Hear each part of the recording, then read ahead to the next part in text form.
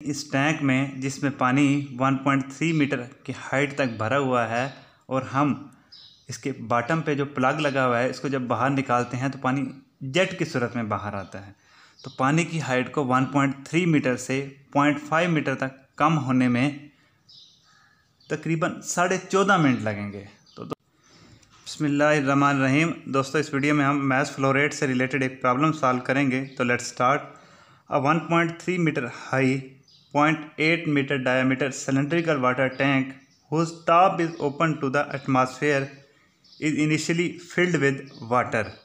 Now the discharge plug near the bottom of tank is pulled out and a water jet whose diameter is 1.2 centimeter streams out. The average velocity of jet is approximated as v is equal to under root 2gh, where h is the height of water in tank measured from center of hole. a variable, ये height यानी variable होगी, जो पानी कम होता जाएगा ये height change होती रहेगी। Where h is height of water in tank measured from centre of hole, और ये हाइट वेरिएबल होगी। And g is gravitational acceleration. Determine how long it takes for water level in tank to drop to 0.5 metre from bottom.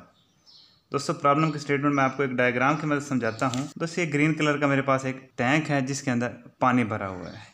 Initially पानी की जो height है वो है 1.3 metre.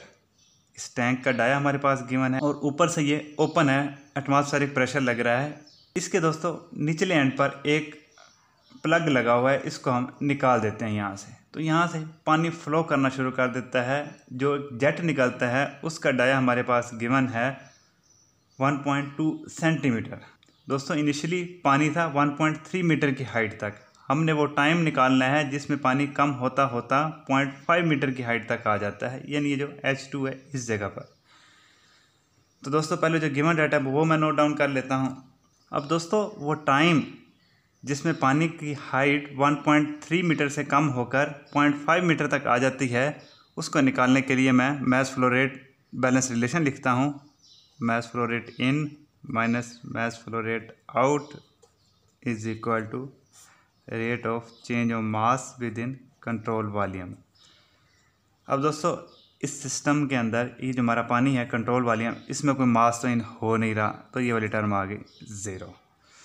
अब मास फ्लो रेट आउट जो है दोस्तों, ये होगा डेंसिटी एरिया। अब आउट के वक्त एरिया लेंगे जेट वाला लेंगे, area of jet into velocity जो आउटलेट पे है, यानी वेलोसिटी ऑफ जेट। अब दोस्तों, वेलोसिटी का रिलेशन मेरे पास यहाँ पे गिवन है। Mass flow rate out is equal to density area of jet into velocity of jet है जी 2gh। ठीक हो गया दोस्तों। अब आगे दूसरा mass of control volume. Mass of control volume मैंने निकालना है दोस्तों। मास ऑफ कंट्रोल वॉल्यूम ये जो पानी है टैंक के अंदर वाला हिस्सा, ये सारा कंट्रोल वॉल्यूम है दोस्तों। Density into volume of tank.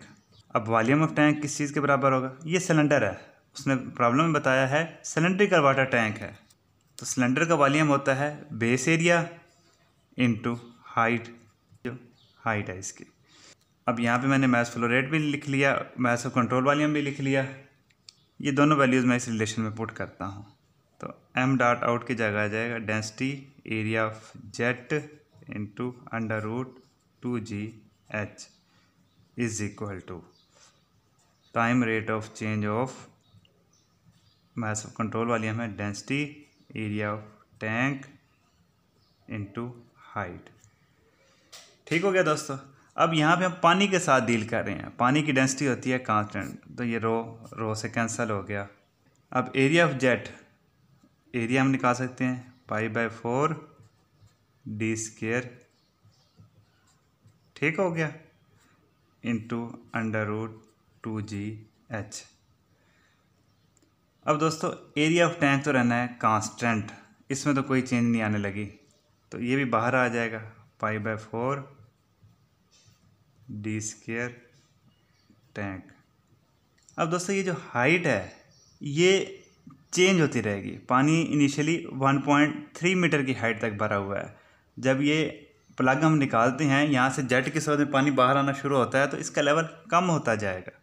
तो ये जो हाइट होगी ये वेरिएबल होगी, इसलिए मैं इसको लिख रहा हूँ dh/dt। ठीक हो गया दोस्तों। मज़ीद थोड़ा सिंप्लीफिकेशन कर लेते हैं, π/4 से π/4 कैंसिल। अब इसको थोड़ा सा मैं एडजस्ट करता हूँ इस इक्वेशन को। dt is equal to dia of tank और डाई ऑफ जेट इनका होल स्क्वायर, माइनस आ गया साथ 1/√2gh इंटू DH। ठीक हो गया दोस्तों। मैंने dt दूसरी साइड पे ले गया और बाकी सारी टर्म्स राइट साइड पे कर ली। अब दोस्तों मैंने टाइम निकालना है जिसमें पानी की हाइट 1.3 मीटर से कम होकर 0.5 मीटर आ जाती है। तो इनिशियली जो टाइम है मैं उसको 0 लेता हूँ और ये t मैंने टाइम निकालना है। इसी तरह हाइट जो इनिशियली होगी पानी की वो होगी दोस्तों h0 जो 1.3 मीटर है, और मैंने निकालना है h2 पे जब पानी पहुँच जाता है तो इसमें कितना टाइम लगता है। 0 से t dt। अब दोस्तों ये माइनस है, माइनस की वजह से लिमिट्स रिवर्स हो जाएंगी, h2 से लेकर h0 dia of tank over dia of jet इनका होल स्क्वायर। अब दोस्तों अब यहाँ पे 2g तो वैसे कांस्टेंट है, वेरिएबल क्या है सिर्फ और सिर्फ h, तो 1/2g। इसको मैं थोड़ा ऊपर लेता हूँ दोस्तों, 1/√h नीचे होगा तो ये जब ऊपर आएगा तो h -1/2 हो जाएगा इंटू DH।